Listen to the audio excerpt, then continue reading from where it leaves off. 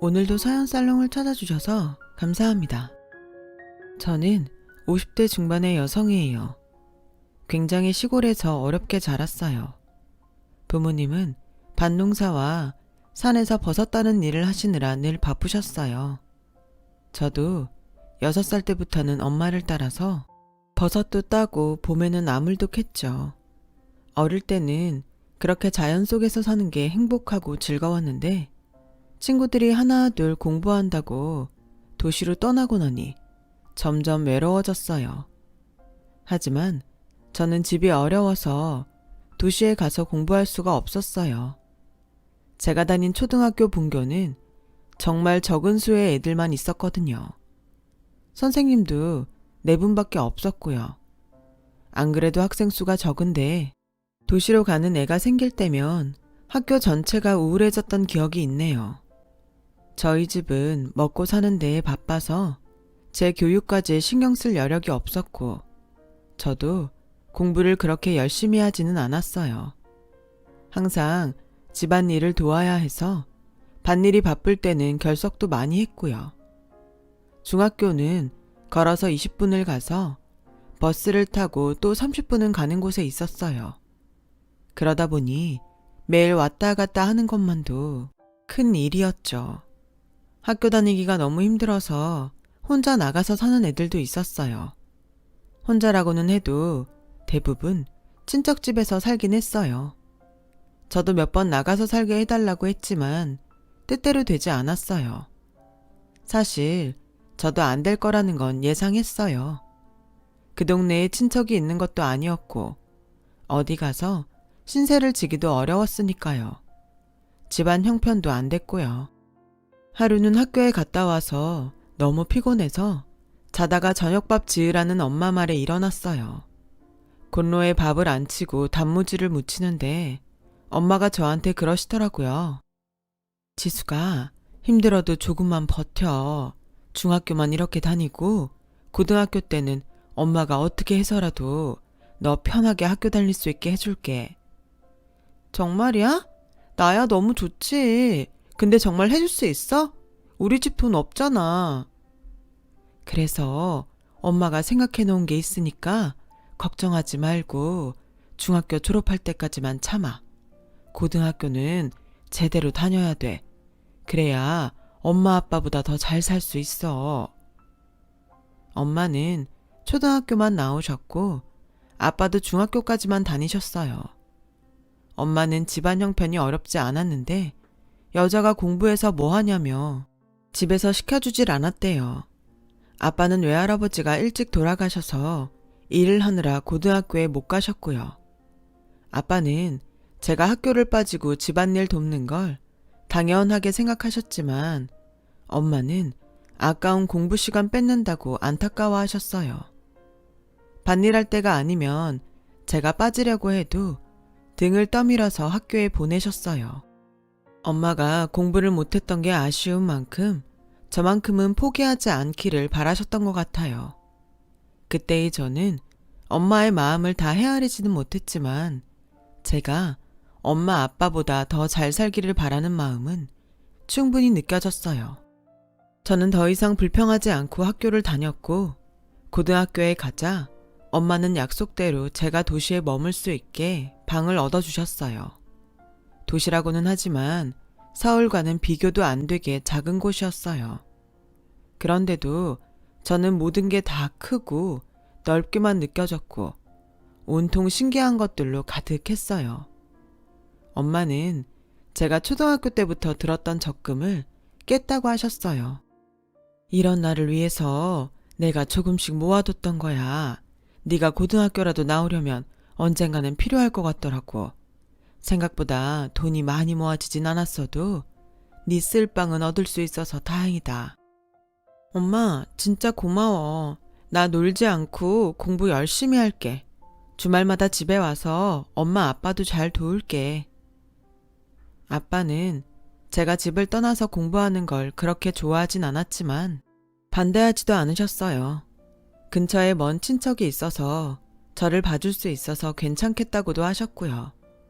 또 전보다 형편이 좀 나아져서 저희 집도 바쁠 때에는 사람을 쓸 수 있게 됐어요. 그 덕분에 저는 학교 생활에 완전히 집중할 수 있었어요. 밤멜 걱정이나 산에 가서 버섯 딸 일을 생각하지 않아도 되니 얼마나 홀가분하고 좋았는지 몰라요. 그런 만큼 엄마가 정말 많이 힘들었겠구나 하는 생각도 많이 하게 되었죠. 그래서 주말에 집에 가면 제가 먼저 나서서 부엌 일을 도맡아 했습니다. 집 떠나면 다 효자가 된다고 하는데 저도 그랬던 것 같아요. 학교 생활은 정말 재미있었어요. 고3이 되니까 대학에 갈 아이들과 취직할 아이들로 갈라지게 됐고 저는 취직하는 쪽을 선택했어요. 명문대에 갈 정도의 성적은 아니었고 서울에 있는 대학에 갈 수는 있을 정도의 성적이었어요. 선생님은 아까워했지만 저는 얼른 돈을 벌고 싶었거든요. 저는 학교 선생님의 추천으로 작은 회사의 격리 보조로 취직하게 됐어요. 엄마 아빠는 제가 졸업도 하기 전에 취직이 결정됐다고 엄청 좋아하셨어요. 아빠는 엄마가 무리해서 절 학교 보낸 보람이 있다고 하셨죠. 부모님이 좋아해 주시니까 저도 더 들떴어요. 회사에 들어가서 사회생활을 한다고 생각하니 벌써 어른이 된 것 같았거든요. 학교를 졸업하던 날 엄마는 제 손을 잡고 지수가 회사에 들어가서 적응되면 그 다음에는 야간 대학이라도 갈 생각해봐. 힘들었지만 고등학교 졸업하니까 좋은 일자리가 생겼잖아. 대학 졸업하고 나면 더 좋은 데 갈 수 있고 네가 하고 싶은 일도 할 수 있을 거야. 엄마 아빠가 지금 대학까지 보내주지 못해서 미안하다. 그래도 엄마 말 명심해. 네 삶은 네가 바꿀 수 있는 거야. 알았지? 저는 알겠다고 했어요. 하지만 회사에 다녀보니 일을 하면서 학교에 다닌다는 게 보통 각오로 되지 않는다는 걸 깨달았어요.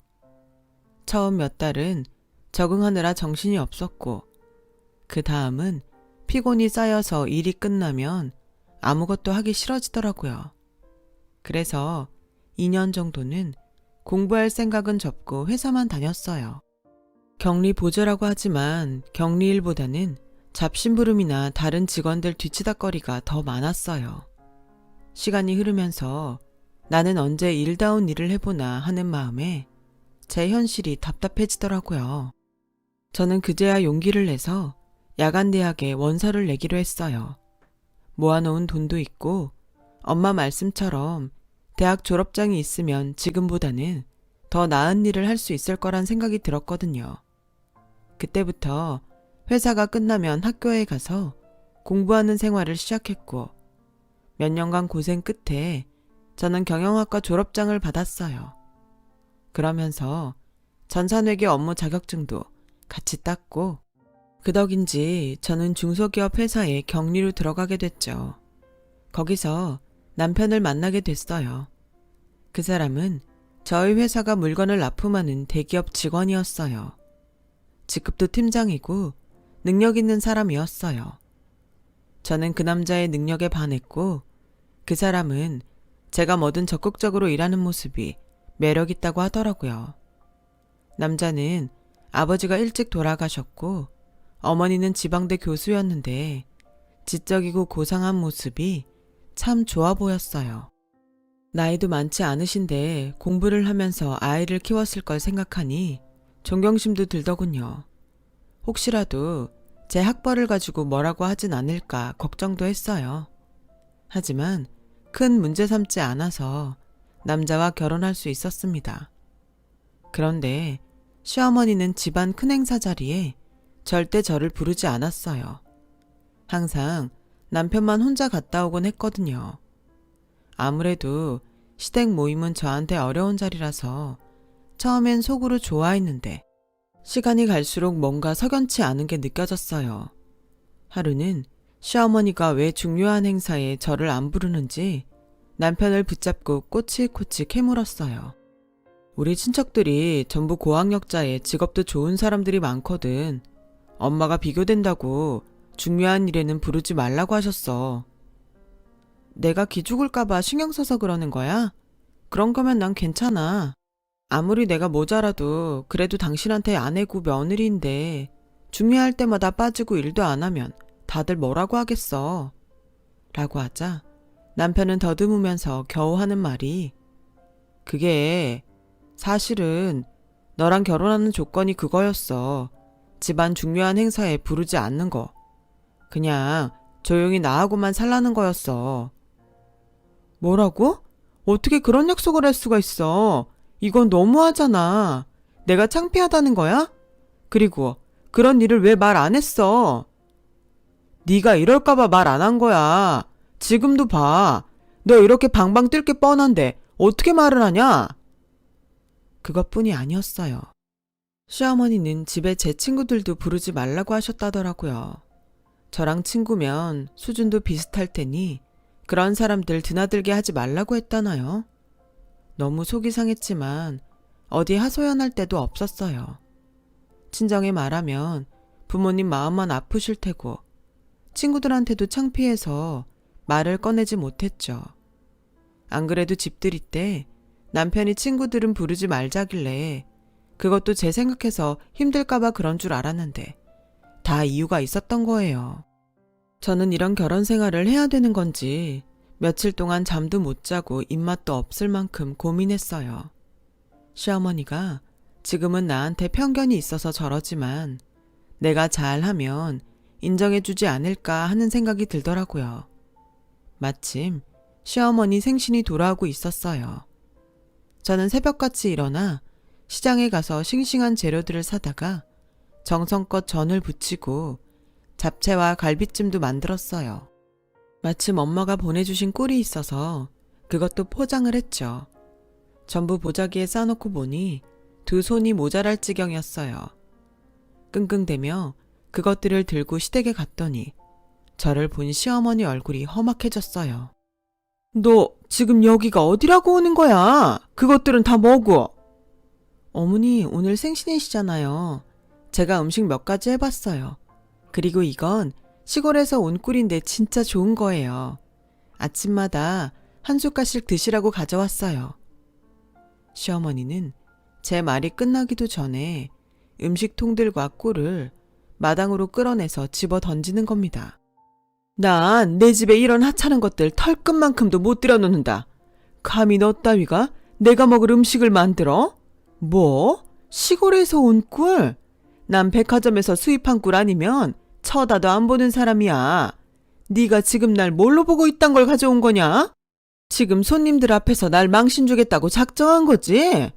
정말이지 수찬이 얘는 왜 이런 근본 없는 것하고 결혼을 한다고 했나 몰라. 어떻게든 뜯어 말렸어야 되는데 괜히 점쟁이 말에 홀려서는 되도 않는 애를 들여서 이런 꼴을 다 보고 아우 속상해. 시어머니는 저와 남편의 결혼을 반대하다가 결국 점을 보러 갔고 거기서 저와 결혼하면 남편도 자기도 잘 되고 집안이 핀다고 해서 반신반의하며 결혼을 허락했던 거였어요. 대신 저를 집안 중요한 자리에 부르지 않기로 했던 거예요. 그 중요한 자리에 시어머니 생신도 포함됐다는 걸 저는 몰랐죠. 대학 교수식이나 되는 사람이 점쟁이 말을 듣고 결혼을 시켰다는 것도 어이가 없었어요. 비참했지만 버려진 음식들은 그렇다 치고 엄마가 보내주신 꿀병은 하수구 구멍 있는 데까지 굴러갔더라고요. 그걸 구하려고 고생하셨을 엄마를 생각하니 눈물이 왈칵 쏟아졌어요. 그날 밤 집에 온 남편은 저를 위로하기는커녕 오히려 화를 내더군요. 아니, 거기가 어디라고 가? 내가 가자는 말 안 했으면 가질 말아야지. 왜 시키지도 않은 짓을 해서 사람 곤란하게 만들어? 오늘 엄마가 얼마나 속상했는 줄 알아? 좋은 날인데 기분 완전 잡쳤다고. 당신은 내 생각은 안 해? 내가 하루 종일 장보고 음식하느라고 얼마나 고생을 했는데 아무리 내가 마음에 안 들어도 그렇지 사람 정성을 그렇게 무시해도 되는 거야? 우리 엄마가 원래 길바닥에서 파는 걸로는 보리차도 안 끓이는 분이야. 재료 하나에도 얼마나 신경을 쓰시는데 어디서 난 건지도 모르는 그런 걸로 만들었으니 오죽하겠어? 안 그래도 당신한테 슬슬 채소 하나라도 백화점에서 사라고 말하려던 참이었는데 결국 이런 사단이 났네. 차라리 나한테 물어보지 그랬어. 아참, 그리고 무슨 꿀도 가져갔다며? 시골에서 온 거 설탕 먹인 가짜가 천지인데 그걸 선물로 가져가? 우리 엄마를 뭘로 보고? 그 말 들으니까 진짜 나도 기분 나쁘더라. 당신이야말로 우리 엄마를 뭘로 보고 그렇게 말을 해. 그 꿀 정말 귀한 거야. 내가 어릴 적부터 뵌 아저씨가 직접 채취하신 야생꿀이라고. 그렇게 저와 남편은 밤새 싸웠고 남편은 새벽같이 집을 나가서 하루 종일 연락도 하지 않았어요. 너무 충격을 받아서 하루 종일 일도 손에 안 잡히는데 시어머니가 갑자기 들이닥쳤어요. 시어머니는 들어오자마자 코를 막으며 인상을 찌푸렸어요. 아우, 키키한 냄새.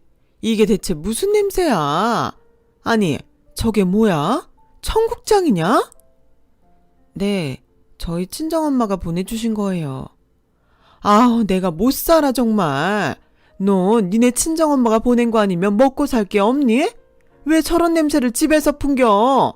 당장 치우지 못해?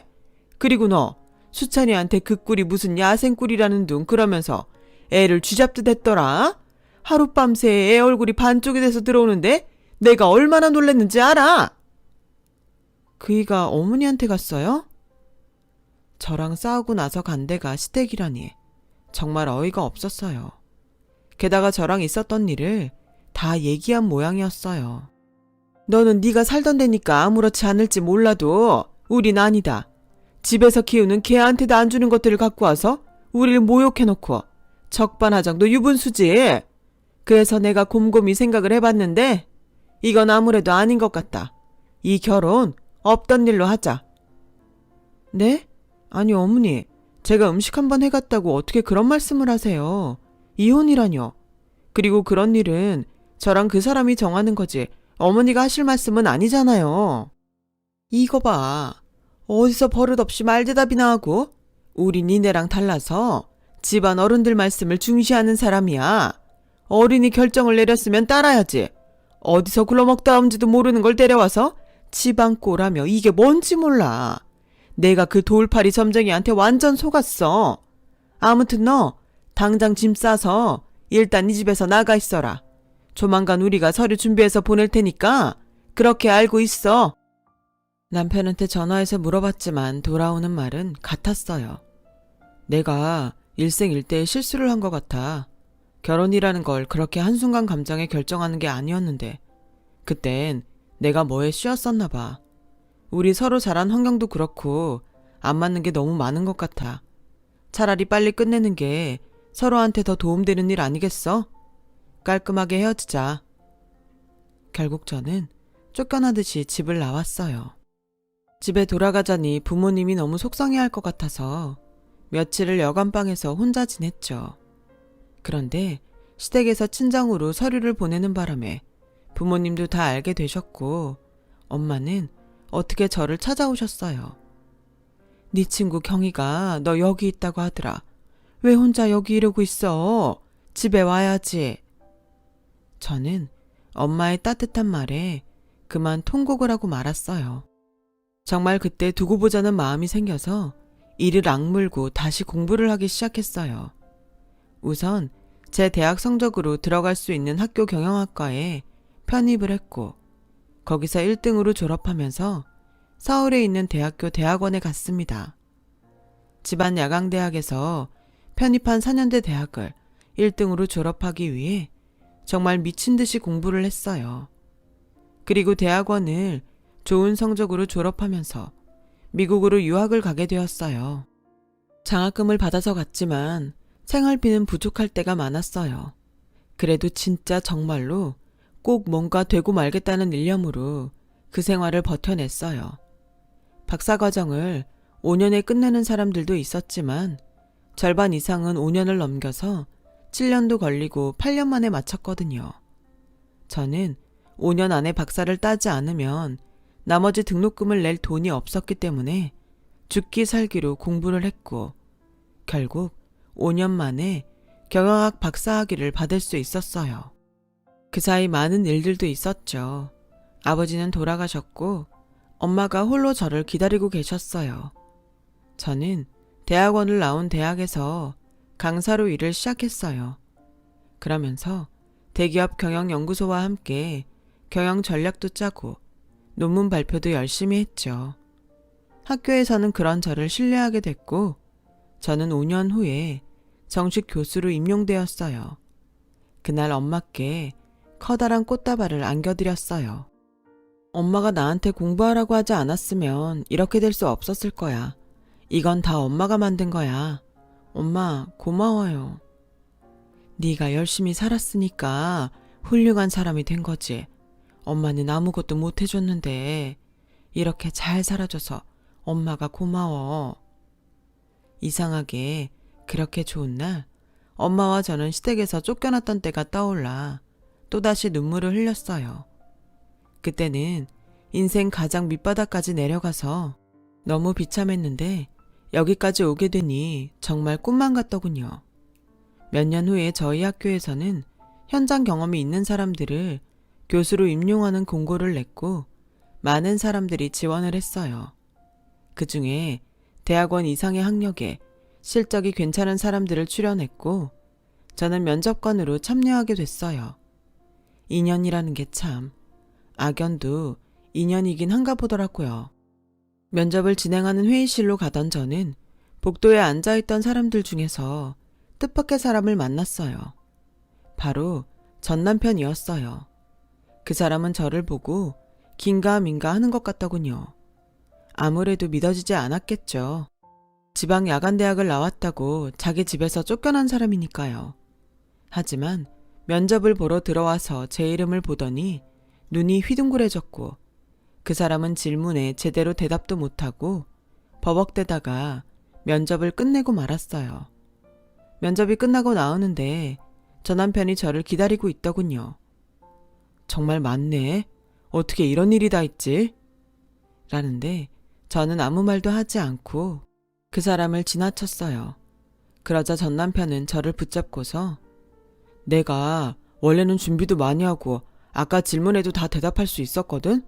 근데 너무 놀라서 잠시 당황했던 것 같아. 그러니까 나 다시 한번 기회 줄 수 없을까?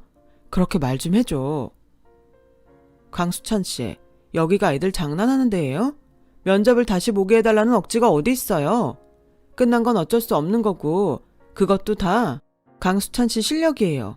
자신이 그 정도밖에 안 되는 거니까 자신이나 돌아보세요. 이러지 말고 한 번만 봐줘. 아는 사람 좋다는 게 뭐야. 나 이 기회를 얼마나 기다리고 있었는데 이대로 끝낼 수는 없어. 저희도 강수찬 씨 편의만 봐드릴 수 없습니다. 그러면 다른 사람들하고 형평성에 어긋나잖아요. 자꾸 이러면 청탁으로 알고 보고할게요. 라고 하자 전 남편은 그제야 물러났어요. 남편은 학교도 좋은데 나왔고 회사에서 평이나 실적도 나쁘지 않은 편이었지만 눈에 띄게 뛰어난 건 아니었어요. 거기다 면접을 망쳐서 점수가 낮아 떨어질 수밖에 없었죠. 그런데 발표가 난 직후에 전 남편과 시어머니가 저를 찾아왔어요. 네가 예전 일로 사적인 감정 때문에 우리 수찬이를 떨어뜨린 것 같아서 내가 문제 제기를 하려고 왔다. 라는데 여전히 저를 껄보는 표정으로 보더라고요. 이 일을 제대로 해명하지 않으면 나는 학교 측에 정식으로 문제 제기하고 언론에 이 사실을 알릴 거니까 그렇게 알아라. 나 지금은 우리 학교 명예교수야. 언론에서 내 말을 무시할 수 있을 것 같아? 라는 시어머니 옆에 전 남편은 의기양양한 표정으로 서 있었어요. 옆에서 보던 조교가 듣다 참지 못하고 할머니, 어디 와서 이런 행패를 부리시는 거예요? 저희 대학을 뭘로 보시고 그런 말씀을 하세요? 그리고 저희 교수님 미국 대학에서도 알아주는 분이셨어요. 우리 학과장님이시라고요. 당장 사과하세요. 그러자 시어머니와 전 남편은 표정이 싹 바뀌었어요. 시어머니는 그제야 학과장이라는 제 명패를 받고 굉장히 당황했어요. 아무리 그래도 자기 감정 제대로 다스리지 못할 수도 있죠. 우리 수찬이가 떨어진 거 보면 뭔가 장난질 친 게 분명하다고. 뭔가 했죠. 우리의 점수 장난쳤죠? 라며 더듬더듬 저한테 존댓말을 쓰는 시어머니를 보니 웃음이 나왔어요. 정 그러시면 제가 채점표 보여드릴게요. 그나마 점수는 제가 제일 괜찮게 줬거든요. 저는 시어머니와 전 남편한테 채점표를 보여줬죠. 그걸 본 두 사람은 얼굴이 빨개지더니 어쩔 줄 몰랐어요. 대부분의 교수들이 전 남편한테 가장 낮은 점수를 줬거든요. 할머니, 여긴 할머니가 있던 그런 작은 대학하고는 수준이 달라요. 누구 말 한마디 때문에 떨어뜨리는 데가 아니라고요. 저한테 말도 안 되는 소리 계속 하시면 저도 강수찬집 회사에 저한테 어떤 식이었는지 어떻게 했는지 알릴 거예요. 인성이 먼저인 거 아니겠어요? 요즘은 시댁이 며느리한테 함부로 하는 거에 민감한 거 아시죠? 할머니 학교에서 명예교수라고요. 할머니는 학교에서 저한테 했던 행동이며 오늘 이러고 와서 행패 부리는 거 알면 계속 그 자리에 두겠어요? 라고 하자 시어머니는 그제야 그때는 우리가 정말 실수했다. 미안해. 내가 어떻게 하면 되겠니? 비굴할 정도로 비는 시어머니를 본 전 남편은 굉장히 당황하더라고요. 엄마, 갑자기 왜 이래? 그냥 가면 되지. 뭘 빌기까지 해? 너 조용히 하네? 네가 뭘 한다고 이래? 교수 사회에서 평판 한번 깎이면 어떻게 되는 줄 알아? 입 다물고 가만히 있어. 자신의 위신과 명예만 중요한 시어머니를 보니 한숨이 절로 나왔어요. 됐으니까 돌아들 가세요. 더는 찾아오지 마시고요. 한 번만 더 와서 엉뚱한 소리 하면 그땐 진짜 가만 안 있어요. 명예훼손으로도 고소할 거예요. 라고 하자 남편은 억울하다는 듯 뭘 그렇게까지 말해. 난 엄마 때문에 그런 것밖에 없어. 정말 내 뜻이 아니었다고. 혹시라도 나한테 섭섭한 거 있으면 다 풀고 회사에는 아무 말도 하지 마. 부탁이야. 이보세요. 저랑 무슨 사이인가요? 상대방에 대한 예의 몰라요? 어따 대고 자꾸 반말이니? 라고 소리쳤더니 그 사람은 놀라서 말을 못하다가 더듬거리더군요. 그렇게 남편과 시어머니는 돌아갔지만 그 후에도 몇 번 저를 찾아왔어요. 어떻게든 제 비위를 맞춰서 좋은 자리를 얻어보겠다는 속셈이었죠. 저는 만나주지도 않았고 조교들한테도 제 방에 들여보내지 말라고 했어요. 결국 두 사람은 더 이상 저를 찾지 않더라고요. 나중에 들은 얘기로는 시어머니가 교수 임용 당시 논문이 다른 사람 걸 표절한 게 들통나서 교수직을 박탈당했다고 하더라고요. 참나, 진짜 세상 일 아무도 몰라요. 그렇게 잘난 척을 해대더니 논문 표절이라뇨. 학교에서는 시어머니를 연구비 횡령으로 고소도 했다고 해요. 전 남편은 회사에서 정리해고 때 쫓겨났고요. 그 후로 지금까지 두 사람에 대해 들은 소식은 없습니다. 저는 늦은 나이지만 전부인과 사별한 사람을 만나서 재혼을 했고 친구처럼 재미있게 잘 지내고 있어요. 엄마도 아직까지는 건강히 잘 계시고요. 옛말에 젊은 사람 무시하지 말라는데 왜 그렇게들 자기보다 좀 못하다는 생각이 들면 무시부터 하고 보는 걸까요? 사람에겐 각자 그 사람의 보석 같은 가치가 있는 건데 말이죠.